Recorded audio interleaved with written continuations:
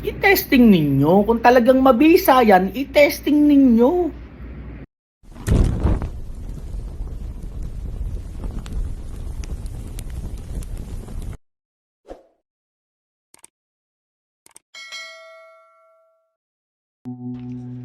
Magandang araw mga ka-horror at welcome back nga pala muli sa aking channel. Nandito na naman nga pala tayo sa bagong episode na Agimat Testing. Bali, ang video ang ipapakita ko sa inyo ay nang mula ulit sa idol nating si Nick Banayo. At ang ipapakita ko nga testingan sa inyo ngayon ay yung kompleto recados, kumbaga yung agimat niya ay may bisa na panlaban sa bala. Andito yung tagalihis ng bala, andito rin yung pamigil at yung pinaka-common na ginagawa sa testingan ng medalyon, yung kunat. Bali, bibigyan ko nga pala kayo ng konting background kung sino nga pala si Nick Banayo o mas kilala siya sa pangalang Commander Bantugan. Bali, siya ay sumikat na manggagamot o albularyo, no? So, pangkaraniwan na ginagamot niya yung mga sinasaniba ng mga masasamang espiritu, mga nakukulam, nababarang at iba pa. At nito nga ay mas lalong naging tanyag ang pangalan niya nang siya ay nagkaroon ng mga video patungkol sa pagtetesting ng agimat. Habang tumatagal nga ay lalong naging kapanapanabik ang naging testingan ng agimat ni Commander Bantugan. Lalo na ngayon na hinahamon niya ang ibang antingero na ipatesting sa kanya ang agimat at kapag ito ay pumasa sa panudla ni Idol Nick Banayo ay tatapatan niya ito ng halaga. Bali, lilimusan niya ito ayon sa napag-usapan nilang halaga. Basta ang importante rito ay pumasa ito sa gagawing pagtesting ni Idol Nick Banayo o mas kilala natin sa pangalang Commander Bantugan. Ano pa hinihintay natin mga ka-horror? Tara at sabay-sabay nating panoorin ang video ni Commander Bantugan at kung paano niya tinesting ang kanyang mga agimat. Bali, ang unang video na ipapakita natin na kakayanan na agimat na tinesting ni Commander Bantugan ay yung hindi tinatabla ng bala o kunat. Ang kakaiba lang sa tinesting ni Commander Bantugan na mga medalyon dito sa video na ito, no? Ito kasi yung mga na-testing niya na before at tinesting niya pa ulit para talagang masubukan ang husay at galing ng medalyon. So tara mga ka-horror at panoorin natin ang mga video.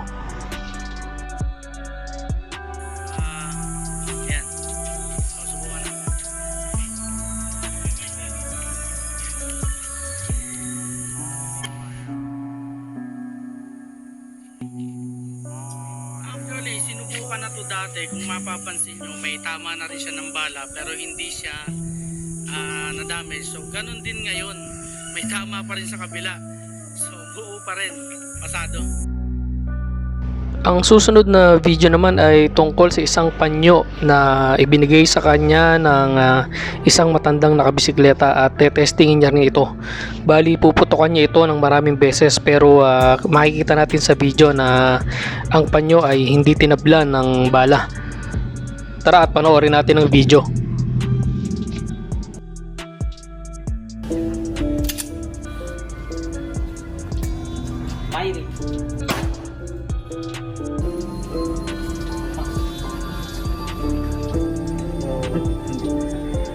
Nabutas na kagad. Bali sa video na ito, no, ang sinasabi niyang nabutas dito ay yung lalagyanan na kulay pula. Sa punto nga na ito ay tila hindi pa nakumbinsi si Commander Bantugan sa nakita niyang resulta. Kaya nagdesisyon siya na putukan ulit ito ng ilan pang beses.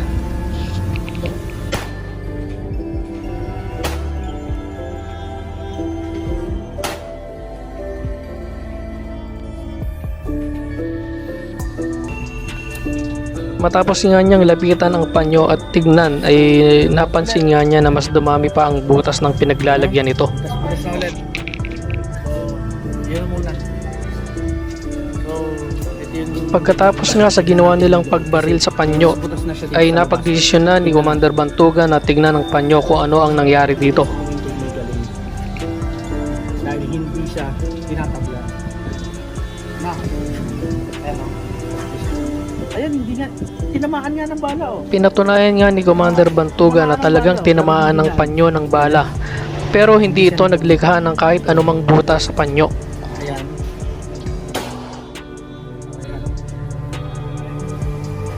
Ngunit tila hindi 100% na kumbinsido si Commander Bantugan sa angking galing ng panyo na iyon. Kaya sa huling pagkakataon ay babarilin niya ulit ito. At dito nga yung nangyaring tinatad niya ito ng bala. Tara mga ka-horror at panoorin natin ang video.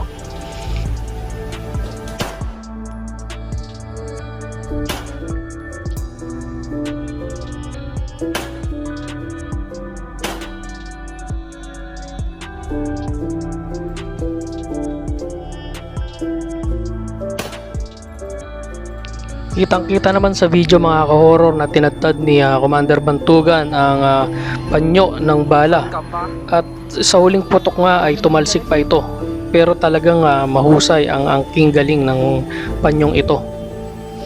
Talagang magaling. Magaling talaga. Walang pagkakas.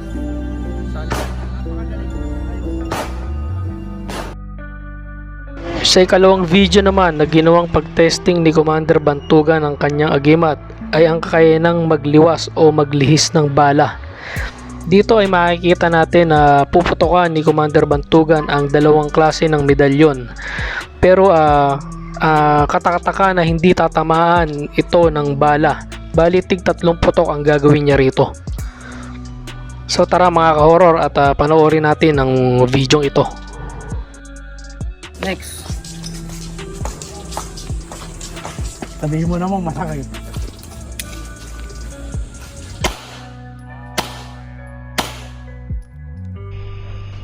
So makikita natin mga ka-horror na 3 beses pinutokan ni Commander Bantugan yung medalyong Santo Niño, pero ni isa walang tumama. At talagang nahusayan siya rito. Gilid-gilid eh. Liwas to, liwas. Galing. Yung susunod na video naman ay ganun din, medalyong Santo Niño. Bali 3 putok din ang gagawin ni Commander Bantugan dito, pero yun nga, walang tumama kahit isa. Tara panoorin natin ang video. Pero kargado tayo ng Santo Niño ngayon ah.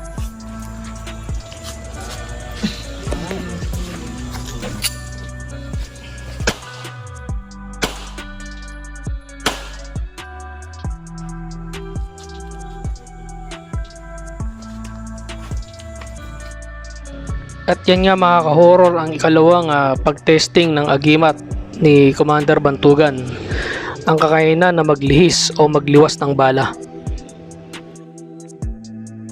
Ang ikatlo at huling agimat testing na ginawa ni Commander Bantugan, na kung saan ay nagpakita siya o nagpamalas ng kakaibang husay at galing ng agimat, ay ang testamento ng pamigil. Ang kakayanan ng agimat na ito ay pigilang pumutok ang baril para hindi na ito makapaminsala sa taong bibiktimahin nito. Tara mga ka-horror at panoorin natin ang 2 video na naglalahad ng testamento ng pamigil. Makikita natin sa video ang isang grupo ng mga antingero, kabilang si Idol Nick Banayo, na kung saan ay tetestingin nila ang medalyong luno ni Commander Bantugan. Makapansin din natin na hindi si Commander Bantugan ang babaril dito. Tara mga ka-horror, panoorin natin ang video. Ayun, kita nyo na. Ayun, kita nyo na.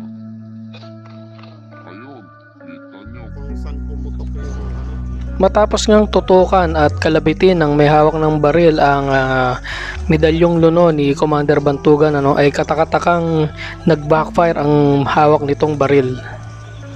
Dahilan para hindi tuluyang tamaan ng tingga ang medalyong luno ni Commander Bantugan. Ang susunod na video naman ay nangyari sa isang testingan ng agimat. Dito ay nagulat ang lahat nang biglang may inilabas na isang medalyon si Commander Bantugan Sa unang part ng video ay makikita natin na pinatesting muna ni Commander Bantugan na pumuputok ang baril. Pagkatapos nga nito ay isinabit na niya ang medalyon at dinasalan niya ito. At inutusan niya ang may hawak na baril na putukan ito. Subalit kahit anong gawing kalabit ng may hawak ng baril ay ayaw pumutok ng baril. Muling inutusan ni Commander Bantugan na ikasa ang baril at paputukan ang medalyon, ngunit ayaw pa rin pumutok ng baril. Ang isa sa nakapagtataka rito ay kapag inalis ni Commander Bantugan ang medalyon at pinatutukan sa may hawak ng baril yung karton ay pumuputok ito. Pero once na ibalik ni Commander Bantugan ang medalyon at isabit sa karton ay hindi ito pinuputokan ng baril. Napakahusay mga ka-horror.